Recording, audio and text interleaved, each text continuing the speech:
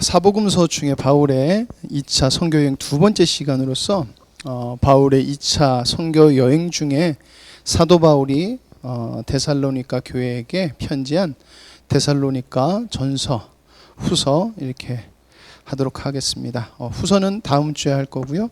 오늘은 데살로니가 전서를 여러분들과 나누겠습니다. 그래서 오늘은 우리가 좀 주목해서 생각해 볼 말씀은 에클레시아, 하나님이 불러낸 사람들 해서 여러분들이 마음속에 새기시면서 함께 말씀을 나누도록 하겠습니다. 성령의 부르심을 따라 사도 바울은 1차 바나바와 그리고 사도 바울은 1차 선교 여행을 가게 되고 하나님의 인도하심을 쫓아서 가는 곳곳마다 교회를 세우고 하나님의 복음과 예수 그리스도의 이름을 전파하여서 예수 그리스도의 생명을 낳게 되는 성령의 열매가 맺어지는 그런 여행을 떠나게 됐습니다. 그리고 돌아와서 또 난간에 부닥치는데 그것은 바로 예루살렘 교회에 있었던 유대인 그리스도인 중에 아직도 정통적인 세상의 법도를 내려놓지 못한 자들이 잘못된 교훈을 교회에 가져옴으로 말미암아 교회가 혼란하게 되었고, 그리고 그 혼란을 바로 잡는 일이 바로 우리가 나눴던 예루살렘 공의회의 결정이었습니다. 그래서 그 결정을 가지고 바울과 바나바가 바울이 자기 1차 선교 여행지를 가서 우리가 이것을 가르치고 다시 하나님의 복음을 전하자라고 해서 2차 선교 여행을 떠나게 되는 것입니다. 그래서 여러분들 나눴듯이 바나바와 바울 다툰 다음에 바울과 실라가 2차 여행을 떠나게 됩니다. 자, 그래서 안디옥에서 출발하여서요. 자, 1차 선교 여행지였던 안디옥 그리고 이고니온, 루스드라, 데베 이 지역에 가서 무엇이 바른 복음이고 참 믿음인지 그리고 구원의 조건이 무엇인지에 대해서 분명하게 가르치는 것이에요.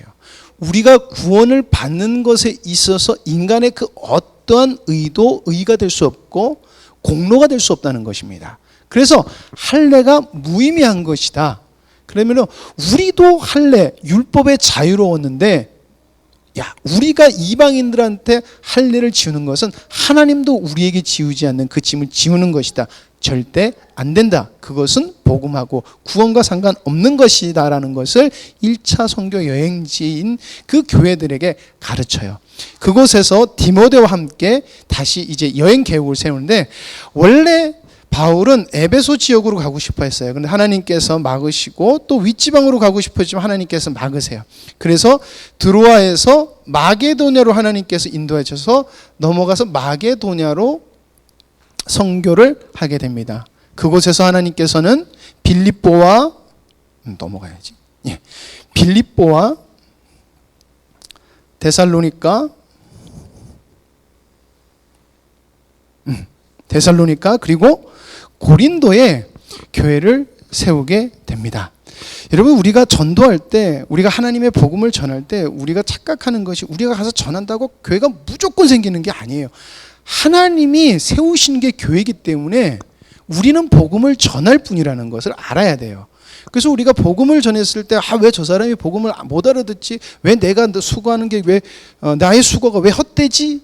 라는 것은 여러분들 우리의 수고, 우리의 어떠함을 의지하는 것에서 나오는 말들이라는 것이에요. 교회는 하나님이 세우시는 것이에요. 하나님이 만날 자를 만나게 하셔서 빌립보 교회를 세우시게 하셨고, 데살로니가 교회도요 한 3일 3주 정도밖에 거기 있지 않았어요. 근데 짧은 그 시간에 데살로니가에 믿음의 사람이 생겼고, 그 사람을 통해서 데살로니가 교회가 생겨요. 데살로니가라는 지역은요 굉장히 번화했던 곳이에요. 왜냐하면요 그 당시 로마에 쉽게 말하면 고속도로가 이렇게 뚫려 있었다고 그래요. 그러니까 데살로니가가 항구 도시인데다가 그 도로에 있으니까 뭐예요? 교통의 요충지인 거예요. 보통 도로에 요충지고 무역이 많은 곳은 잘 살아요. 잘 살으면 대부분 어떻게 해요? 세상 문화가 넘쳐나는 곳이에요. 근데 그곳에 3주밖에 안 있었지만 교회가 생겼다는 것이에요. 자, 그리고 역으로 또 아덴이란 지방도 굉장히 유명했던 도시고요. 철학이 발달했던 도시고요. 민주주의가 발상됐던 곳이에요. 근데 그곳에는 하나님이 교회를 세우지 않으셨어요. 바울이 열심히 강론했고요. 열심히 변론했어요. 하나님의 말씀을 막 열심히 가르쳤어요. 그랬더니 아덴 사람들은 야, 저 사람 참 신기하고 아주 재밌는 말 한다 이러고 넘겨버려요. 그래서 바울을 털고 다시 고린도로 갔고 고린도에서 교회를 세우게 됐다라는 것입니다. 자, 이렇게 여행 중에 데살로니카에서 교회를 세울 때 데살로니카에 또 유대인들이 거기 있던 유대인들이 바울과 디모데가 복음 전하는 걸 시기 질투해서 잡아서 가두려고 하고 핍박하려고 그래요. 그래서 그곳을 떠나서 베레아로 급하게 가게 되기 때문에 복음을 전하지 못합니다. 그리고 베레아로 옮겼는데도 불구하고 그 데살로니카에 있던 유대인들이 따라와서 또 괴롭혀요. 따라와서 핍박하려고 그래요. 그래서 바울은 디모데를 베레아와 데살로니카를 섬기도록 두고 바울만 내려오게 되고 아덴에 머물렀다가 고린도에 있게 돼요.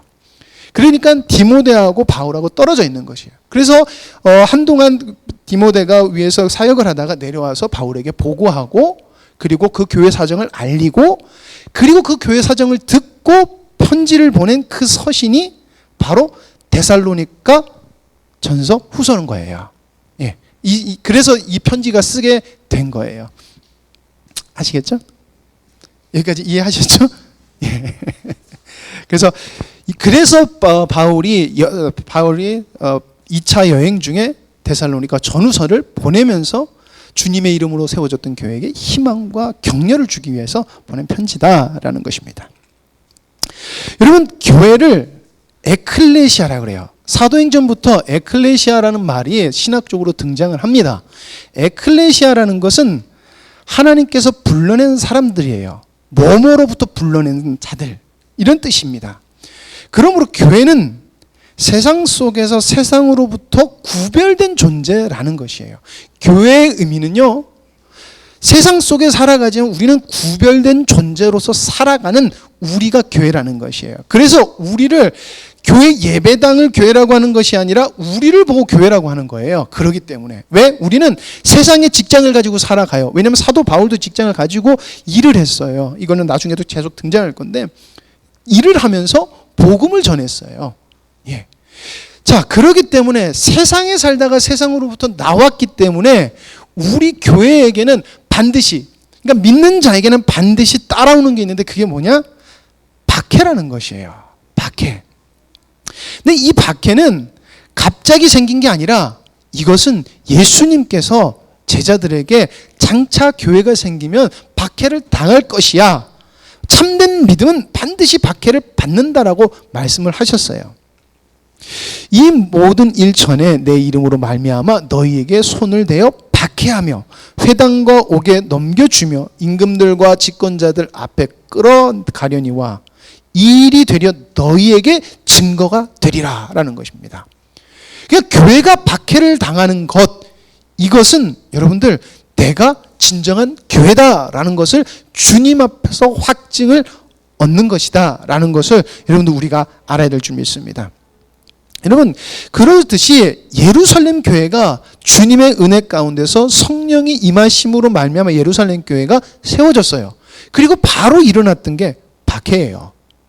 자, 예루살렘 교회가 다시금 생명의 열매로 나타냈던 게 뭐예요? 안디옥 교회예요. 안디옥 교회에서 성령의 역사하심으로 행했던 게 바로 선교 여행이에요. 자, 선교 여행을 우리가 다뤄봤지만 선교 여행 중에 있었던 게 무엇이에요? 주님을 받아들임도 있었지만은 죽이고자 하는 박해가 있었다는 것입니다. 그리고 바울의 선교 여행으로 탄생한 데살로니가 교회에도 박해가 있었다는 것이에요. 그리고 바울 데살로니가의 열매가 흘러 생명이 흘러 넘긴 지금 주님의 교회도 박해가 있다는 것입니다. 생명 있는 교회는 반드시 박해가 있게 돼 있다는 것이에요. 그 이유를 말해요. 심지어 부모와 형제와 친척과 벗이 너희를 넘겨주어 너희 중에 몇을 죽이게 하겠다라고 예수님께서 말씀해요. 그러니까 세상에 살다가 주님을 바른 신앙이다라고 오니까 넘겨주더라는 거예요. 왜 그러냐는 것이에요.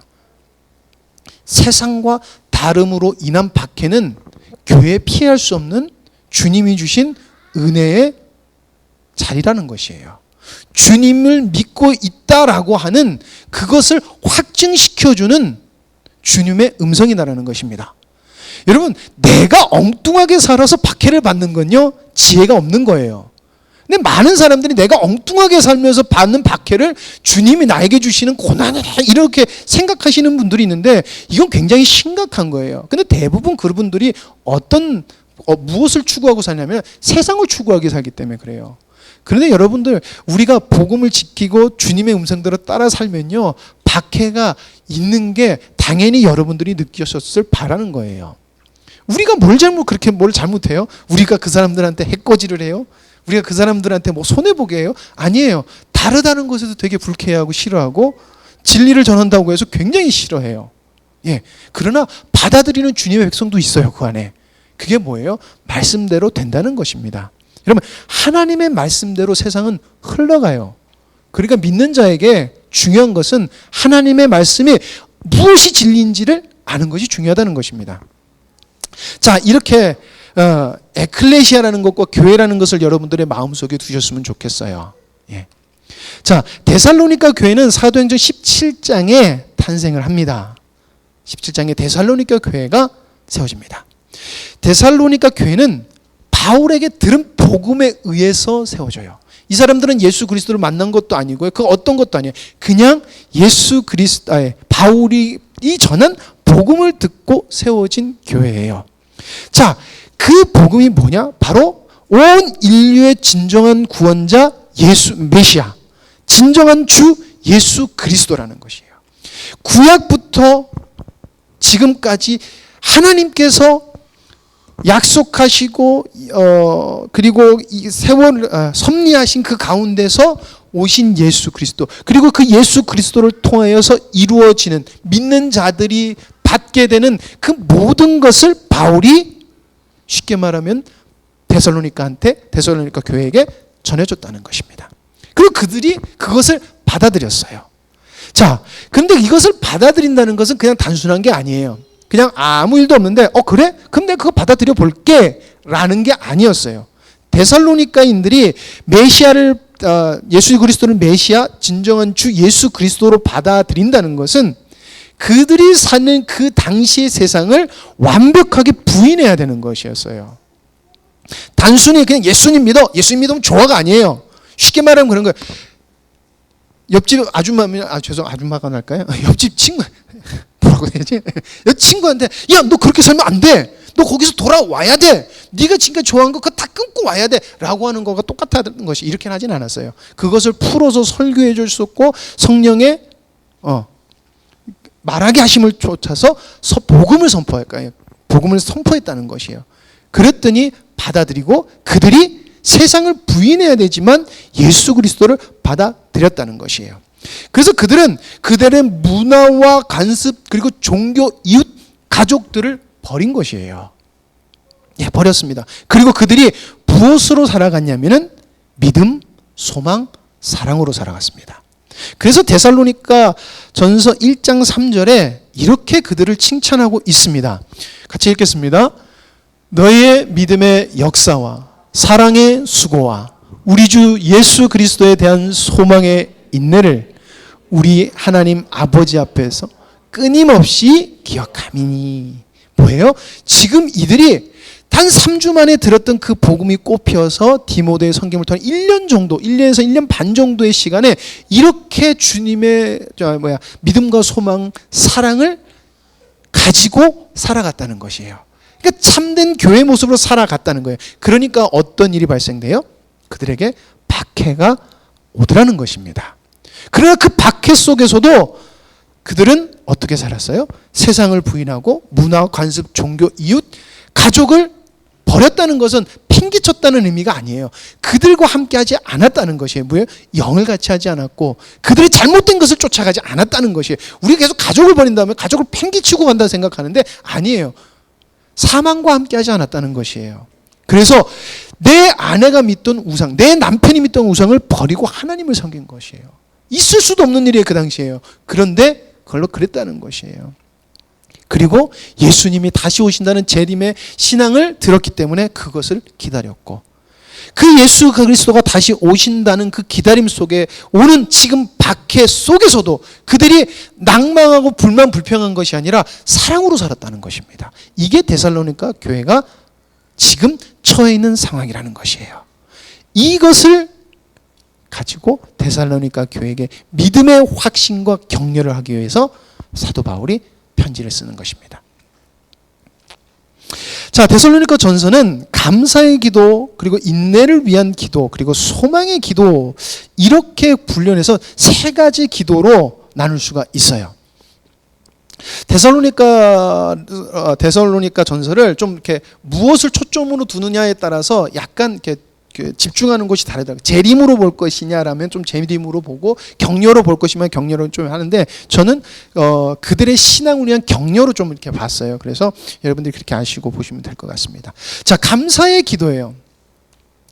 감사의 기도는 1장부터 3장 앞절까지, 3장 줄반까지, 초반절까지인데요, 그들의 믿음으로 승리함을 칭찬해요.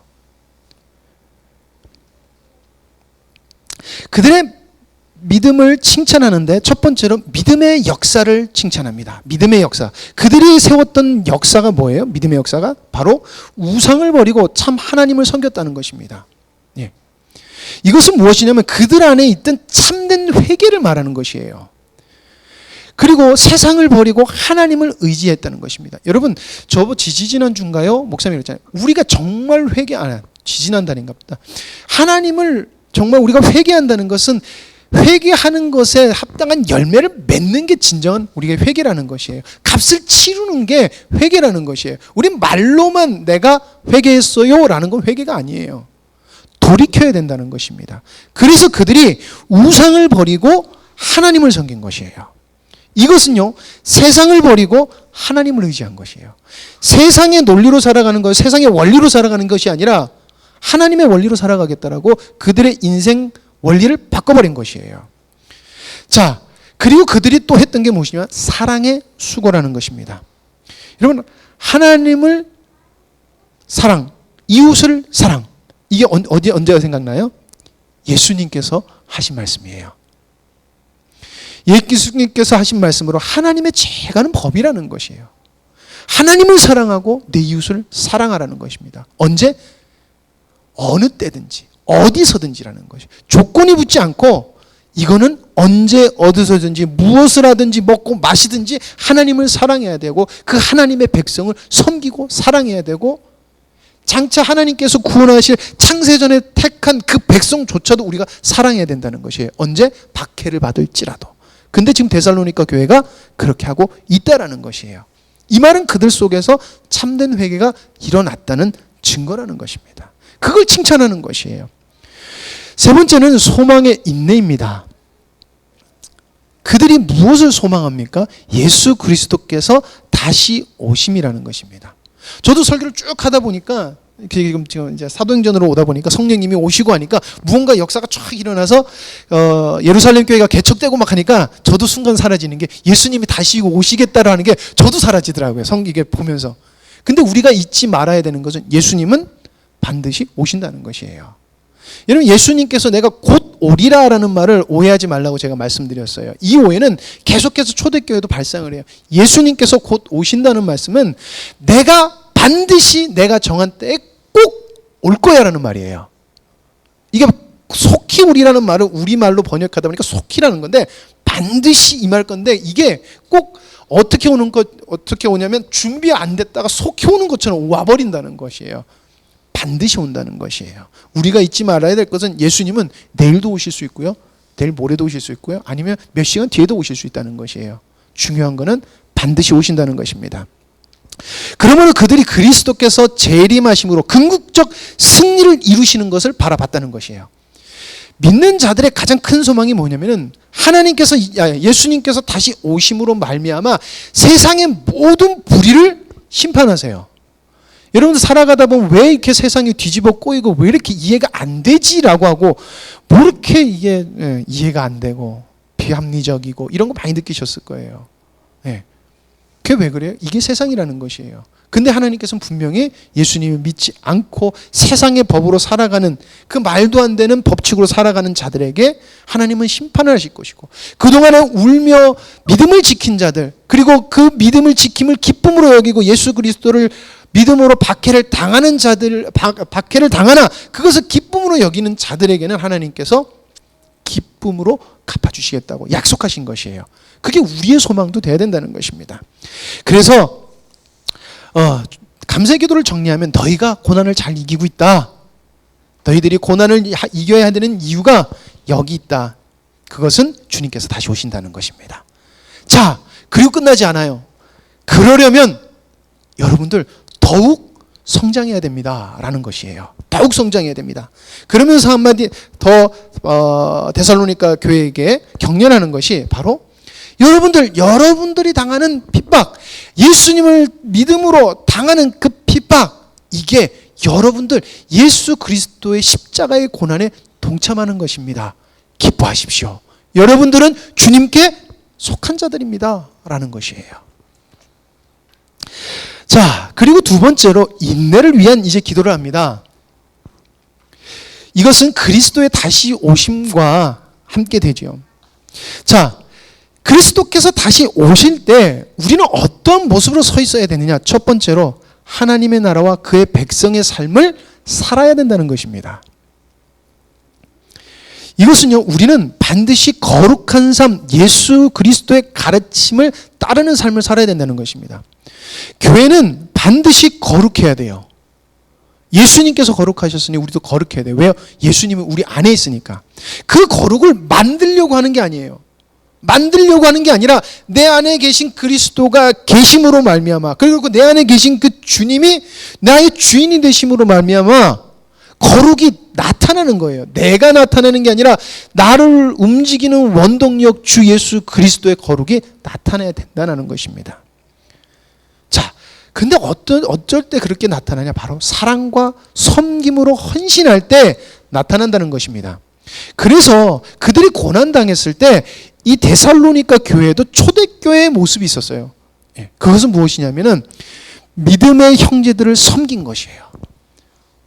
왜냐하면 세상을 버렸기 때문에 그들에게는 박해하고 어려움이란 게 바로 다가와요. 바로 다가오게 돼 있어요. 그렇기 때문에 그들을 섬긴 거예요. 자기의 것을 나눠주고 섬겼다고 그래요. 그래서 그 사랑을 엄청 바울이 칭찬을 해요. 너희들이 사랑한 것을 내가 더 이상 할 말이 없을 정도로 그렇게 칭찬을 해요. 그들이 그냥 했겠냐는 거예요. 그 안에 세상을 버리고 주님을 쫓기로 작정하니까 하나님의 생명이 그들에게 나타나더라는 것입니다. 자, 그리고 마지막으로 재림 예수에 대한 미래의 소망을 강조합니다. 그리고 죽은 자들의 부활에 대해서 이야기를 해요. 왜 그러냐면은 이 당시에 예수님을 믿었지만 재림을 기다리는 재림 전에 죽은 사람들을, 이건 좀 복잡해져서 더 이상 얘기는 길게 안 하려고 그래요. 그러니까 재림 전에 죽은 사람들은 어떻게 해요? 그리고 예수님의 재림에 대한 그런 궁금증, 왜냐하면 예수님께서 속히 오신다 그랬는데 안 오시니까 이런 여러 가지의 일들이 있었다는 것이에요. 그것에 대해서 사도 바울이 가르쳐줘요. 주님께서 강림하실 때 죽은 자들이 먼저 일어나고 살아있는 자들도 함께 구름 속에 끌려 주님을 영접하고 영원히 주님과 함께 할 것이야 라고 해서 최종적인 우리가 주님과 함께함을 이야기를 해줘요. 근데 이 모습이 뭐냐면은 옛날에 고대 시대 때 로마의 황제나 아니면 굉장히 높은 사람들이 오면요, 그 사람과 먼저 연결됐던 사람들이 먼저 그를 환영하러 가고, 그리고 그 안에 속해 있는, 먼저 믿은 자들이 속해 있는 사람들이 그 뒤에서 환영을 하는 이런 모습이라고 그래요.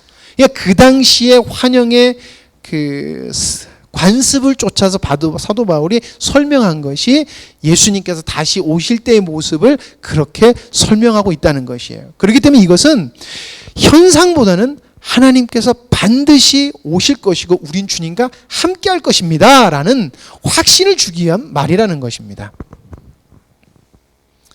그래서 여러분들 속에서 중요한 것은 거룩함과 사랑과 소망이 넘쳐나야 돼요 라는 것이에요.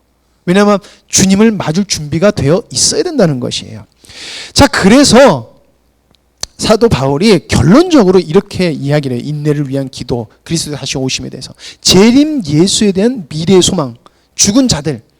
자, 이것이 여러분들, 재림이 여러분들이 주님께 나아가고 여러분들이 고난을 당하지만 믿음을 지키고 신실함이 되는 동기가 되는 소망이 되어야 된다는 것입니다. 그러니까 여러분들, 우리의 소망이 뭐예요? 라고 하면은, 우리가 아무리 힘들고 내가 이 땅에서 어떤 핍박을 받는다 할지라도 주님은 다시 오시고 궁극적인 승리를 이끌 거예요 라는 것이에요. 근데 이것이 머리로가 되는 게 아니라 이게 진짜 믿어져야 된다는 것이에요. 왜냐하면 이게 믿어지지 않다 보니까 조금 시간이 지나니까 데살로니가 교회에 문제가 생기기 시작하고 이탈하는 사람들이 생겨요. 복음을 바라보지 못하고 세상을 바라보더라는 것입니다. 정말 우리가 마음속으로 주님의 다시 오심이 우리 마음속에 정말 있어야 된다는 것입니다. 그러므로 니들 속지 마라 라고 이야기하면서 하는 말이, 세상은 편안하다, 안전하다 할 것이라는 것이에요.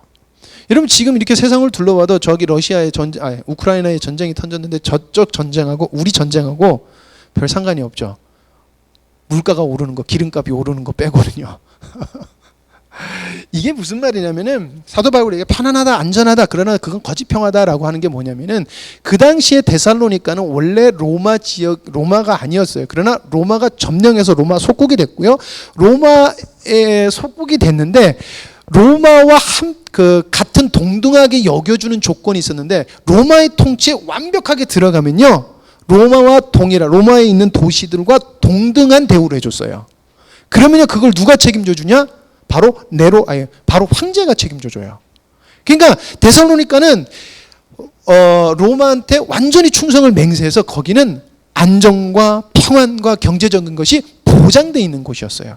그래서 그 당시 그 사람들은 우리 데살로니가는 평안하고 안전하다고 믿었다는 것이에요. 그리고 그 당시에 그들이 신이라고 믿었고 지도자라고 믿었던 로마 황제도 그렇게 이야기를 했다는 것이에요.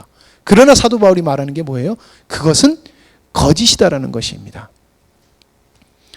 거짓 평화다. 얘들아, 주님이 갑자기 임하고 멸망할 것인데, 거짓된 자들, 주님께 반대됐던 자들, 그들은 망한다는 것입니다. 그들은 반드시 자기들이 뿌린 대로 그들이 심판을 받을 것이다. 그래서 믿는 자는 재림이 지금 당장 임할 것처럼 현재를 살아야 한다라는 것입니다. 그래서 믿는 자들에게 사도 바울이 권면을 합니다. 데살로니가 전서 5장 8절 말씀입니다. 같이 읽겠습니다. 시작. 우리는 낮에 속하였으니 정신을 차리고 믿음과 사랑의 호심경을 붙이고 구원의 소망의 투구를 쓰자. 굉장히 강한 어조로 이야기하는 것이에요. 야, 정신 차려, 속지 말고 너희들이 가져야 될 것은 뭐냐? 바로 예수 그리스도를 통해서 하나님이 주신 것을 우리에게 온전히 임하는 것을 너희들이 바라봐야 될 것이야. 그래서 믿음과 사랑의 호신경을 붙이고 구원의 소망의 투구를 써서 이겨내자라고 하는 것입니다. 자, 그리고 마지막으로 소망의 기도를 합니다. 이것은 믿음의 권면과 인사예요. 자, 믿음의 권면을 하는데 사도 바울이 게으른 자들에게 권계해라 라는 말을 해요. 여기서 게으르다는 말은 믿음의 낙오자를 이야기합니다. 그리고 그들에게 엄하게 경고하라 라고 합니다. 이 말은요, 바른 믿음을 가르쳐 바른 믿음으로 서게 하라라는 것이에요. 여러분, 저는 성경을 볼 때 좀 무서운 게 있어요. 왜냐하면은 하나님은 경고를 하세요. 근데 그 경고에 반응을 안 하면 반드시 하나님의 경고대로 돼요. 근데 제가 평생을 목사님 아들로서 살아가면서 목사님이 믿음으로 경고하는 것을 많이 봐요. 근데 목사님이 믿음으로 경고한 사람 했는데도 불구하고 그것을 쫓지 않는 사람이 믿음을 지키는 걸 제가 본 적은 없어요.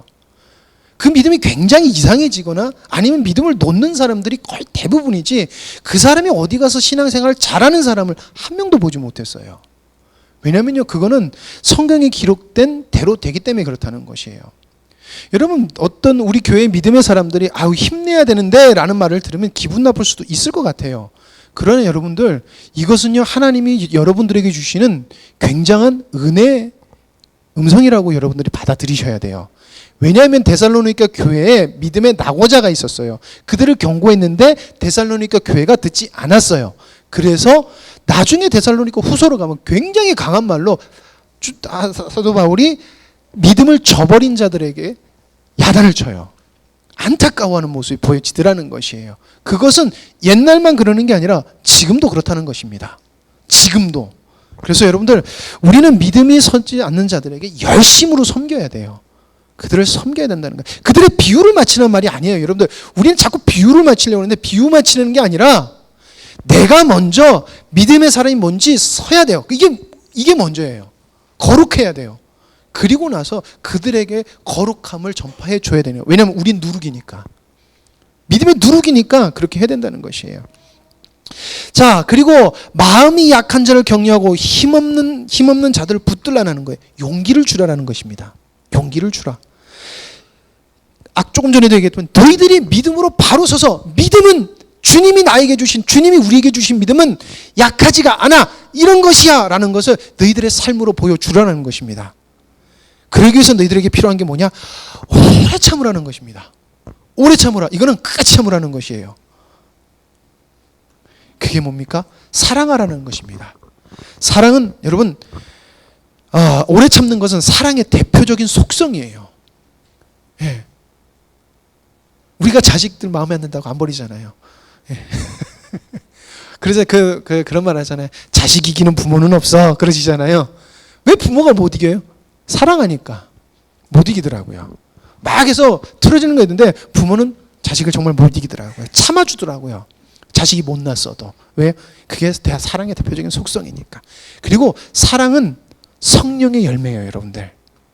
우리 안에 사랑이 없다는 것은, 그러니까 많은 사람들이 복음을 전한다 하지만 독설적이고 좀 이렇게 표현이 좀 이렇게 너무 강하게 하면 사람들의 마음을 헤아리지 않는 거는 여러분들 좀 돌이켜 봐야 돼요. 그건 성령의 열매라고 보기가 힘들어요. 왜냐하면 사랑은 불에 행치 않고라고 했기 때문에 그렇습니다.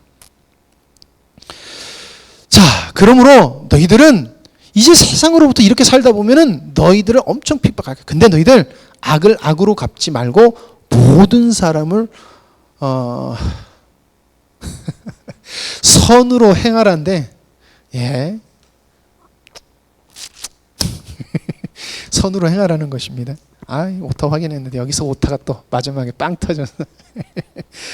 여러분, 이건 무엇이냐면은 세상이 아닌 주님의 방법이라는 것입니다. 예수님은 세상을 이길 수 있는 분이에요. 한마디를 하면은 그 어벤져스라는 영화 보면 타노스가 이렇게 한번 딱 하면은 다 죽잖아요. 그냥 모래가 돼서 싹 사라지는데, 예수님은 눈 깜짝도 안 해서 그냥 생각만 해서 싹 없어지게 또 하실 수 있는 분이에요. 왜냐하면 하나님이니까. 근데 하나님은 어떻게 승리를 보내주셨냐면은 사랑으로 보여주셨어요. 끝까지 사랑하심으로 보여주셨어요. 전혀 세상 방법을 쓰지 않으셨어요. 그것으로 말미암아 우리가 구원을 받은 것이에요. 그리고 주님은 사도 바울의 편지를 통해서 이걸 데살로니가 교회에게 말씀하시는 것입니다. 너희는 하나님의 백성이라는 것입니다. 그렇기 때문에 너희는 하나님의 백성처럼 살아야 된다는 것이에요. 그리고 우리도 그 백성처럼 살아야 된다는 것입니다. 자, 그래서 말씀하시는 게 이거예요. 항상 기뻐하라, 쉬지 말고 기도하라, 범사에 감사하라. 이것이 그리스도 예수 안에서 너희를 향하신 하나님의 뜻이니라. 성령을 소멸하지 말며 예언을 멸시하지 말고 범사에 헤아려 좋은 것을 취하고 악은 어떤 모양이라도 버리라. 평강의 하나님이 친히 너희를 온전히 거룩하게 하시고, 누가 거룩하게 해요? 하나님이 너희를 거룩하게 하실 것이라는 것입니다. 또 너희 온 영과 혼과 몸이 우리 주 예수 그리스도께서 강림하실 때 흠없게 보존되기를 원하노라. 흠과 티나 주름 접힌 그 어떤 것도 없는 영광스러운 교회를 세우시는 것이 하나님의 뜻이야라는 것이에요. 그게 교회를 세우시고, 그런 모습 속에서 세상의 방법이 아닌 주님의 방법이 이 이 땅의 원리가 아닌 교회의 원리로 작용되는 것이 교회 안에서 나타내는 것이 하나님의 뜻이라는 것이에요. 그래서 예수 그리스도를 닮은 자녀들, 신부들, 백성들이 나타나는 것이 하나님의 뜻이고 사도 바울이 그걸 강구하고 있다는 것이에요. 근데 이것이 너희를 부르신 이는 미쁘시니 그가 또한 이루시리라는 것입니다. 누구에게? 믿는 자에게.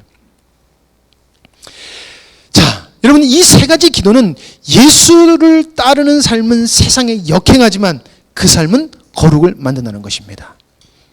갈등, 미움, 질투, 반대 이러한 적대함은 교회는 반드시 이것을 받게 되어 있어요.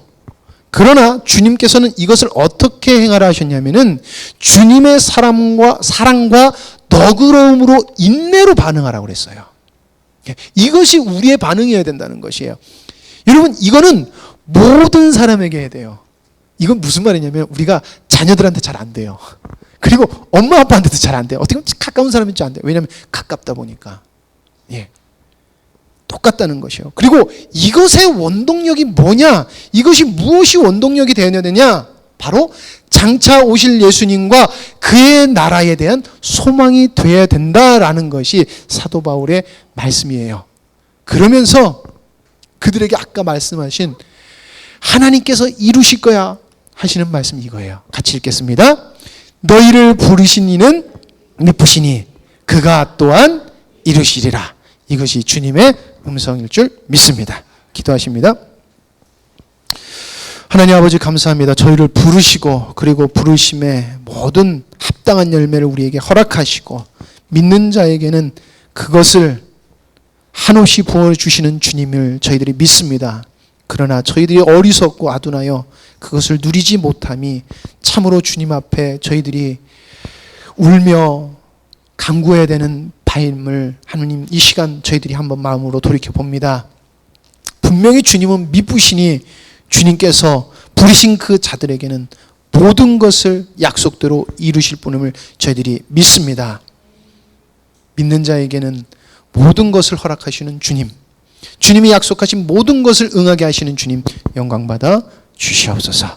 모든 것을 주님께 감사드리오며 예수님의 이름으로 기도드렸습니다. 아멘.